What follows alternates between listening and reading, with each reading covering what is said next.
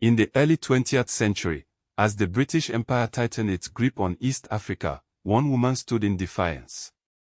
Mekatilili Menza, a Giriama elder from Kenya's coastal region, became the unexpected leader of a mass resistance movement.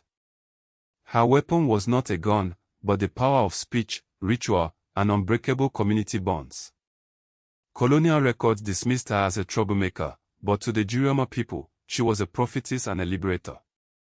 This is the story of how a woman with no formal army challenged an empire.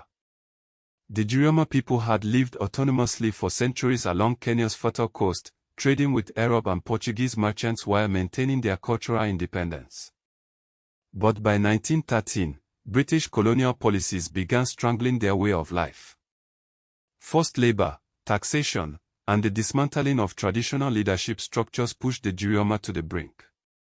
Mekatilili, then in her 50s, emerged not as a warrior in the conventional sense, but as a master of political theater.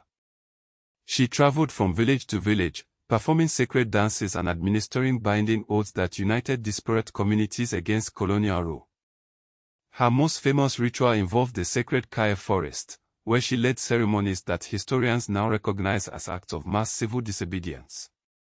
The British, baffled by this form of resistance, initially underestimated her. But when thousands refused to pay taxes or report for forced labor, they realized Mekatilili's oaths were more dangerous than any army.